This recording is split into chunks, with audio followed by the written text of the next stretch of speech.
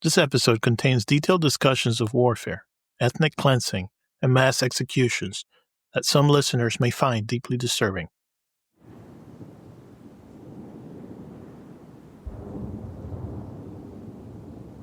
It is November 18th of 1991.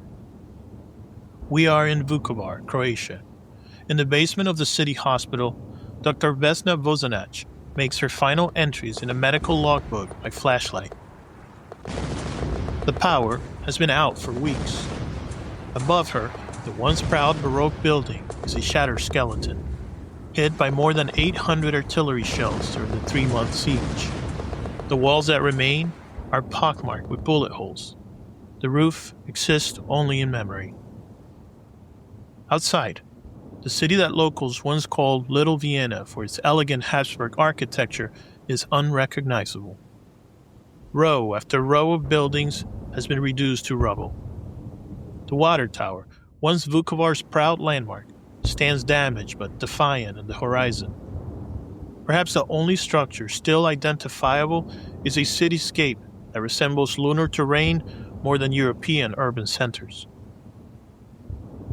We have 420 wounded and no more morphine, Dr. Vozanac writes in handwriting made jagged by exhaustion. Last oxygen canister emptied yesterday.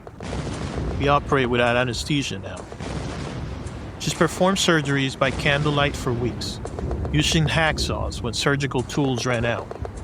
The white coat long since turned brown with dried blood and the grime of the hospital under siege. In the corridors outside her makeshift office, wounded civilians and Croatian defenders lie on makeshift pallets, some crying, some praying, many eerily silent, with the 1,000-yard stare of those who've seen too much horror to process. Among them is Marko Zamarsic, the Serbian factory manager whose diary entries we encounter in our previous episodes, who chose to stay when his Croatian wife Ana took their children to Zagreb. His left leg ends in bandages where his foot used to be, taken by a mortar shrapnel while he was searching for water. The irony, he tells a nurse changing his dressings, is that the soldier who carried me over here was a Serb fighting for Croatia, while the men who fired that mortar include Croats fighting for Serbia. None of it makes sense anymore. The nurse, herself a Serb who chose to remain in Croatian-defended Vukovar, simply nods. Words have become luxury items in a city running out of everything else. From outside comes the sound they've all been dreading, the grinding of a tank thread, now unmistakably close. Not the distant percussion of artillery that's been the soundtrack for 87 days, but the immediate mechanical growl of armored vehicles moving down their street. The Yugoslav People's Army, the JNA, reinforced by Serbian paramilitaries, has finally broken through the last Croatian defenses. Dr. Vozanac closes her logbook and stands to address the room. They are coming, she says, her voice steady despite 3 months with little sleep and less hope. Remember, we are medical personnel, and these are wounded civilians. We are protected by the Geneva Convention. Few in the room seem reassured. They've lived through enough to know the gap between international law and the realities of this new kind of warfare, where the rules that govern conflicts between states seem not to apply to conflicts within them. A nurse clutches a small crucifix. A wounded defender tries unsuccessfully to stand, reaching for a weapon that isn't there. Dr. Vozanac walks to the door that opens onto a corridor leading to the hospital entrance. From there, she will walk out to meet JNA officers and negotiate the evacuation of the wounded. A final act of courage in a city whose defense has been nothing but. What she doesn't know, cannot know, is that many of those she's trying to save will be taken from the hospital in the coming hours, transported to a farm in Avkara outside the city, and executed. The Vukovar hospital massacre will become one of the war's most notorious atrocities. 264 patients and staff taken from what should have been a place of sanctuary and murder in cold blood. This is the reality of what Croatia came to call its Homeland War.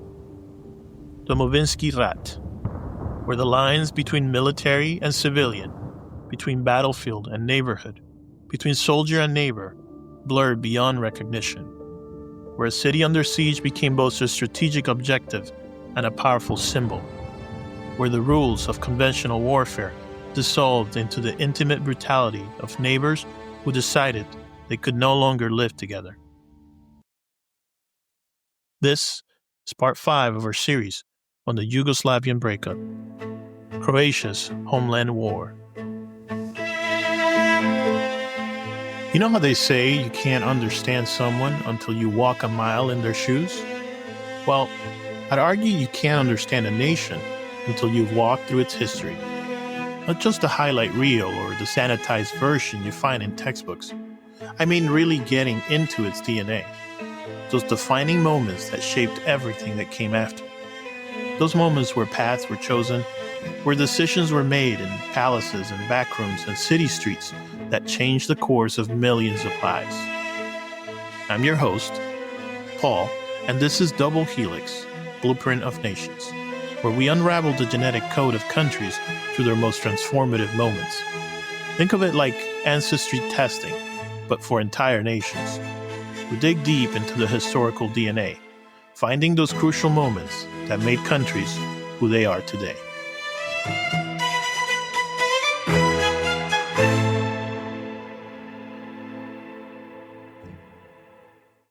Last time, we witnessed Slovenia's relatively clean break from Yugoslavia, a 10-day conflict that claimed 76 lives, but established a precedent that Yugoslavia's internal borders could be internationally recognized as new national frontiers. We ended with JNA forces withdrawing from Slovenia and moving south, where a much bloodier conflict was already taking shape in Croatia. Today, we're going to explore how Croatia's independence struggle escalated into the first sustained European conflict since World War II. Introducing terms like ethnic cleansing into our modern vocabulary and testing international norms about state sovereignty in a post-Cold War world. Unlike Slovenia's homogeneous population, Croatia contained a significant Serbian minority, about 12% of its population, concentrated in regions bordering Bosnia and Serbia. For these Serbs, Croatian independence wasn't liberation, but instead it was viewed as existential threat, awakening memories of the World War II Ustashi regime that had massacred hundreds of thousands of Serbs. When Croatia declared independence along Slovenia on June 25, 1991, it set in motion a conflict that would claim over 20,000 lives, displace hundreds of thousands, and destroy centuries of cultural heritage. But more than that, it established patterns of ethnic separation that would later reach genocidal proportions in Bosnia. To understand this pivotal conflict, we must examine 3 dimensions that made it unique. The siege of Vukovar that became Croatia's symbolic Alamo, the systemic campaign of ethnic cleansing that emptied historically mixed regions, and the international response that ultimately recognized Croatia while failing to protect its citizens of all ethnicities. Let's start with how the conflict in Croatia differed fundamentally from Slovenia's brief war, beginning with the tensions that had been building since Croatia's first democratic elections in 1990. It is May of 1990. We are in Zagreb, Croatia. The mood in the capital following Franjo Tuđman's electoral victory combines the euphoria of democratic transitions with the edge of nationalist revival. The new government moved swiftly to replace Yugoslav symbols with Croatian ones, adopt the historical salvica, red and white checkerboard of the national emblem, and purge state institutions of those deemed insufficiently loyal to the new national project. For many Croats, these changes represent the restoration of national dignity after decades of perceived subordination within Yugoslavia. For the country's Serbian minority, they trigger alarm bells that grow louder with each government decree. Milan Babic, a dentist turned politician who becomes leader of the Croatian Serbs, explains this perception to foreign journalists in his stronghold in Knin. First, they changed the flag to one used by fascists who killed our grandparents. Then they fire Serbs from police forces. Then they call it democracy when we object. What comes next? We've seen this movie before in 1941. The reference to 1941 is no historical footnote, but living memory. Many elderly Serbs in Croatia survived the Ustashi regime's concentration camps, like the one at Jasenovac. When Croatian nationalists began describing the new state as a fulfillment of a 1,000-year dream, that's the same rhetoric used by the World War II fascists. This historical echoes created genuine fear that transcended political manipulation. By August of 1990, this fear had coalesced into organized resistance. The log revolution we described in our previous episodes, where Serbs in the Krajina region blocked roads with fallen trees to prevent Croatian police from asserting control, marked the beginning of territorial separation. Serbian majority areas established autonomous oblasts that rejected Croatian authority while remaining nominally within Yugoslavia. Jovan Raskovic, a psychiatrist and intellectual who initially led more moderate Serbian resistance, captured the psychological dimension of this separation. Fear is the basic political currency in the Balkans. Once you convince a people they cannot physically survive under another's rule, no democratic institution can bridge that gulf. This dynamic, where democratic transition became ethno-national separation, distinguishes the Croatian conflict from Slovenia's exit.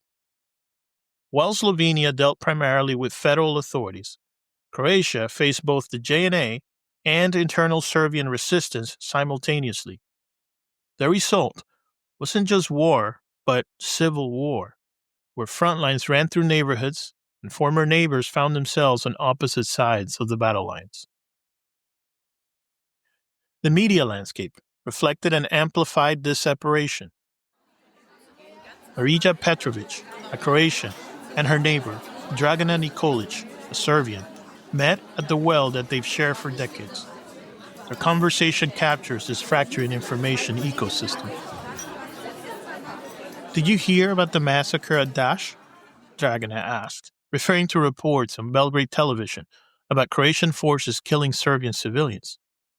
That's not what happened, Marija responds.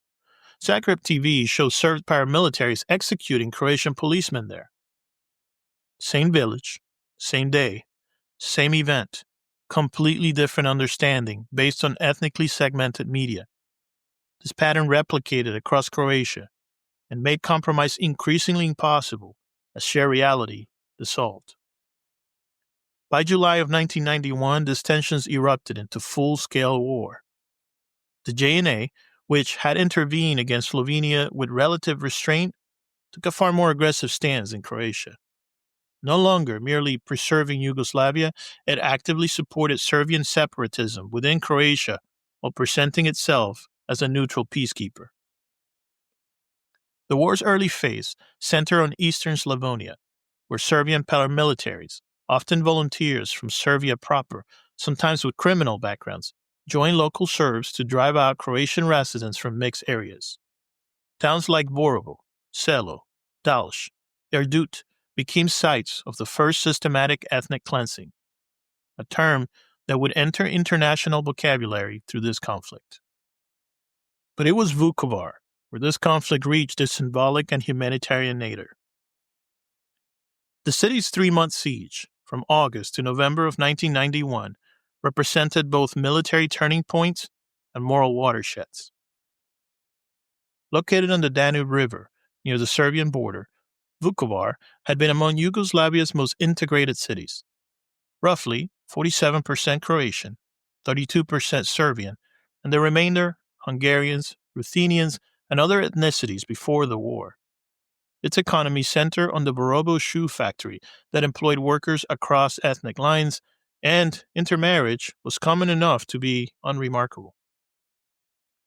As tensions rose in the summer of 1991, the city's social fabric began unraveling along lines we explored in our previous episode.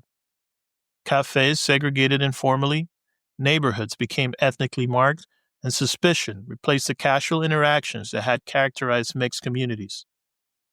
When JNA forces surrounded the city in August, many local Serbs faced impossible choices. Some joined the attacking forces, some fled to Serbia, and others, often those in mixed marriages or with deep local roots, chose to remain and defend the city alongside their Croatian neighbors. Goran Nikolic, a Serb who stayed to defend Croatian Vukovar, explained his choice in a letter to his brother who had joined the JNA forces. You ask how I can fight against fellow Serbs. I ask how you can fire on the city where we grew up together.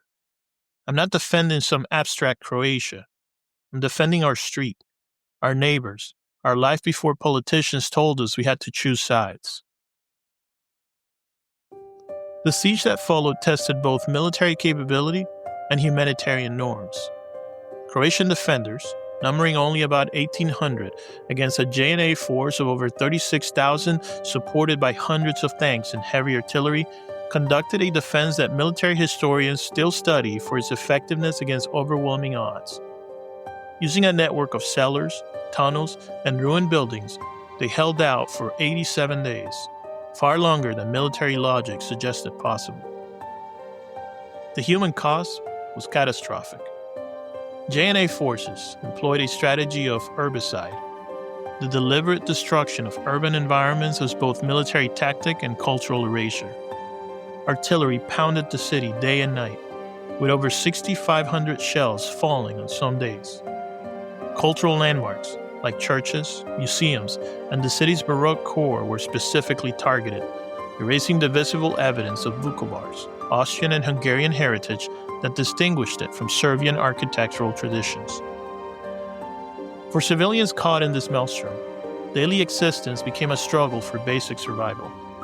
Testimonies from survivors describe living in basements for months, emerging only at dawn to collect rainwater or forage for food, always tracking the rhythm of shelling that typically intensified in late mornings after JNA gunners had had their breakfast. Zlata Kovacevic, a teacher who survived the siege, described this underground existence. We became like nocturnal animals, moving at night when shelling decreased. Children forgot what sunlight looked like. We marked birthdays in shelters by drawing cake shapes in the dust and pretending to blow out candles, afraid that real singing might draw sniper fire. The hospital became the siege epicenter, both humanitarian lifeline and ultimately site of his worst atrocity. Dr. Vesna Vosanac, whom we met in our opening scene, managed increasingly impossible medical challenges as supplies dwindled and casualties mounted. Surgeries were performed without anesthesia, antibiotics rationed by likelihood of survival, and medical staff worked shifts that stretched into days without rest. It is mid-November of 1991. We are in the basement corridors of the Vukovar hospital. As Croatian defenses finally collapsed, the hospital contains over 400 wounded, both soldiers and civilians. International Red Cross representatives had negotiated evacuation with JNA commanders, and European community monitors were supposedly en route to oversee the process. What happened instead became emblematic of how thoroughly civilian protections had collapsed. On November 20th, when the promised evacuation finally began, JNA officers separated men of military age from women, children, and the elderly. Against Dr. Vosanac's protest, 264 patients and staff were loaded onto buses that took them not to safety, but to a farm at Ovkara, where they were beaten and executed over several hours. Sreten Milosajevic, a JNA reservist who witnessed but did not participate in the killings, later testified. It wasn't combat, it was slaughter. Men who couldn't walk were carried to execution. Some were patients with IVs still attached. They begged for their lives, offering money, watches. The paramilitaries just laughed. The Vukovar hospital massacre represented something beyond conventional war crimes. It was deliberate targeting of those most protected under laws of war. The International Criminal Tribunal for the former Yugoslavia would later convict several officers for these killings, but at the time, they demonstrated how thoroughly the restraints on violence had dissolved. While Vukovar focused international attention on urban siege, an even more systematic campaign was unfolding across rural Croatia, but would soon be recognized as ethnic cleansing. The term itself emerged during this conflict, first used by Serbian politicians to describe their own policy, then adopted by international observers to name a practice that seemed to fall between traditional categories of warfare and genocide. It described the deliberate removal of unwanted ethnic populations through violence, intimidation, and destruction of cultural heritage, creating ethnically pure territories through forced demographic change.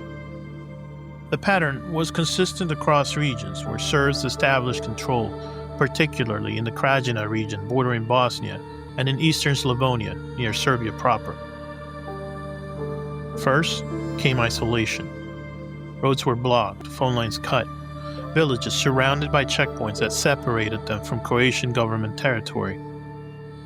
Next came intimidation. Nationalist symbols painted on Croatian homes, threatening visits from armed men, selective killings of community leaders. Then, ultimatums, deadlines for departure, often just hours to pack essentials before forced expulsion. Finally, erasure. Homes burned after looting, churches demolished, even cemeteries desecrated to remove evidence of Croatian historical presence. The village of Kijevo on the Dalmatian hinterlands exemplifies this process. In August of 1991, after blockading the predominantly Croatian village for weeks, JNA forces, supported by local Serbian militia, issued an ultimatum. Leave immediately or face artillery bombardment. When residents refused, the shelling began. After forcing evacuation, paramilitaries systematically burned every Croatian home while leaving Serbian properties untouched. Churches were dynamited, centuries-old cadastral records destroyed, and even grave markers removed or defaced. A Serbian militia leader told journalists allowed to visit the smoking ruins, "We didn't expel them. We liberated the land. This was always Serbian territory. They were colonizers." This inversion of victim and perpetrator characterized ethnic cleansing rhetoric, portraying systematic removal as historical correction rather than a crime. By December of 1991, an estimated 500,000 Croatians had been displaced, some fleeing combat zones voluntarily, others forcibly expelled after conquest. The Serbian-controlled Republic of Serbian Krajina that emerged from these conquests was a strange political entity, claiming to remain part of Yugoslavia while functioning as an ethnically purified statelet within Croatia's internationally recognized borders. Milan Martic, who emerged as the Krajina's political leader after more moderate voices were sidelined, explained his purpose with chilling clarity. Borders between Serbs and Croats can only be drawn in blood. Once drawn, they must be permanent. We create facts on the ground that no peace agreement can reverse. The United Nations proved equally ineffective initially, operating under peacekeeping doctrines designed for conflicts between states. It struggled to adapt to wars within internationally recognized borders where consent of all parties, the traditional prerequisite for UN intervention, was rarely forthcoming. This international paralysis created a vacuum filled by Germany's unilateral recognition of Croatian independence in December of 1991, followed reluctantly by other European states and, eventually, the United States. Croatia was recognized as a sovereign over territory, roughly one-third of its landmass, that it did not control. The United Nations finally deployed peacekeepers under UN PROFOR, or the United Nations Protection Force, in early 1992. Their mandate reflected this contradiction. They would monitor ceasefire lines, protect humanitarian deliveries, and maintain pink zones between combatants. But they lacked the authority to reverse ethnic cleansing or ensure Croatia's actual control over its territory. The result was what analysts called a frozen conflict, where violence diminished, but underlying issues remained unresolved. The Krajina Serbs maintained their separatist entity. Croatian authorities planned eventual reintegration, by force if necessary, and displaced persons from both communities languished in refugee centers that gradually transformed from emergency shelters to semi-permanent housing. While international diplomacy focused on ceasefires and peace plans, the Tutman government began systematically building military capability for eventual reconquest. This preparation would bear fruit in two major operations. The Medak Pocket operation in September of 1993, which tested Croatian military capabilities in a limited offensive, and the much larger Operation Storm in August of 1995, which would finally reintegrate most Serb-controlled territory and trigger another wave of ethnic displacement, this time of Serbs fleeing Croatian forces.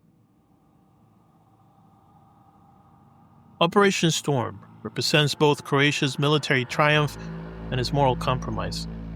A massive offensive that restored territorial integrity while perpetuating the cycle of ethnic cleansing that had victimized Croats earlier in the war. Planned for months with tacit American support through private military contractors, Storm involved over 130,000 Croatian troops attacking across a 630-kilometer front. The operation's scale and effectiveness demonstrated how thoroughly Croatia had transformed from the disorganized defenders of 1991 to a professional military power. It is August 4th, 1995. We are at the front lines of Operation Storm. Croatian forces have broken through Krajina Serb defenses with surprising speed, resulting in a mass exodus. Columns of civilians stretching for kilometers, fleeing with whatever possessions could be loaded onto tractors and cars. Within days, an estimated 150 to 200,000 Serbs had left Croatia, most never to return.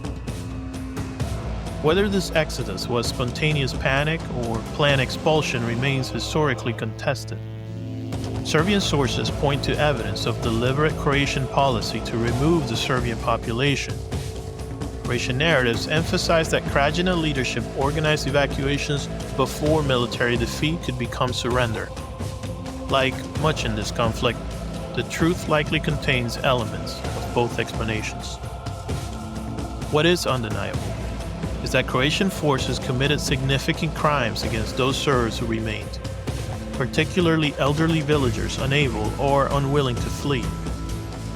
Human Rights Watch documented over 400 killings of civilians, thousands of houses burned, and widespread looting in the operation's aftermath. The ICTY would later indict Croatian generals for these crimes, though most were eventually acquitted on the most serious of charges. President Tutman's speech after Storm's completion reveals the operation's deeper purpose beyond military victory. We have dealt with the Serbian question in such a way that they have disappeared from our lands, as if they had never been there. This explicit connection between military conquest and demographic engineering epitomized how ethnic cleansing had become normalized strategic policy. The international response to Operation Storm highlighted evolving standards in humanitarian intervention. While condemning specific atrocities, Western powers largely accepted the operation's outcome as resolving a frozen conflict that diplomatic efforts had failed to address.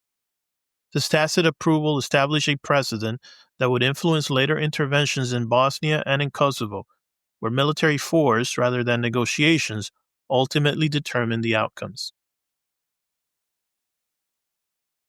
It is worth reflecting on what Croatia's Homeland War reveals about conflicts where ethnic identity become the primary organizing principle of violence. The war shatters several post-Cold War illusions that had briefly flourished after communism's collapse.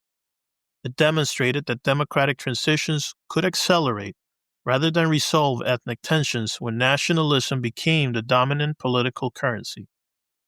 It showed that modern European societies could revert to brutal identity-based violence given the right combination of historical grievance, leadership manipulation, and security dilemmas. Most disturbingly, it normalized population transfers as conflict resolution strategy. Separating mixed communities into ethnically homogeneous territories emerged as a de facto international policy. It is spring of 2002. We are walking the streets of Vukovar. A decade after its destruction, the city is slowly rebuilding. The water tower remains damaged, preserved as a war memorial rather than restored to function. The hospital operates again, though many of its staff bear physical and psychological scars from the siege. The Borovo factory, once the economic heart of the region, lies largely abandoned, symbolic of how difficult rebuilding social fabric proves compared to physical reconstruction. In what was once a mixed neighborhood near the city center, Croatian returnees and remaining Serbs lived in uneasy proximity. Separate schools, separate cafes, separate commemorations of the same events interpreted to incompatible historical narratives. What foreign observers call peaceful coexistence. Locals describe more accurately as living apart together. Physical proximity without social integration. Croatia's war officially ended with the Erdut Agreement in 1995, but its consequences continue shaping the region today. The country achieved its independence objectives, gained control of its internationally recognized territory, and eventually joined NATO and the European Union, external validations of its successful state-building project. Yet the vision of Croatia that emerged, ethnically homogeneous, historically revisionist about both World War II and the 1990s conflict, defining citizenship through cultural identity rather than civic participation, remain far from the democratic ideal that independence originally promised. As Croatian writer Slavenka Drakulic observes, "We won our national liberation at the cost of our democratic potential. By defining the state in ethnic rather than civic terms, we created a Croatia where one must constantly prove national loyalty rather than simply contribute as a citizen." These tensions between ethnic and civic definitions of nationhood, between states built for particular peoples versus people governed by particular states, would reach its tragic apex in Bosnia-Herzegovina, where no single ethnic group could claim demographic dominance and where the very concept of exclusive national territory proved impossible without massive population displacement. Next time, on Double Helix, we'll examine how Yugoslavia's most integrated republic became the site of its most devastating conflict, where ethnic cleansing evolved into genocide, where international peacekeeping confronted its fundamental contradictions, where the possibility of diverse people sharing common territory faced its greatest modern challenge.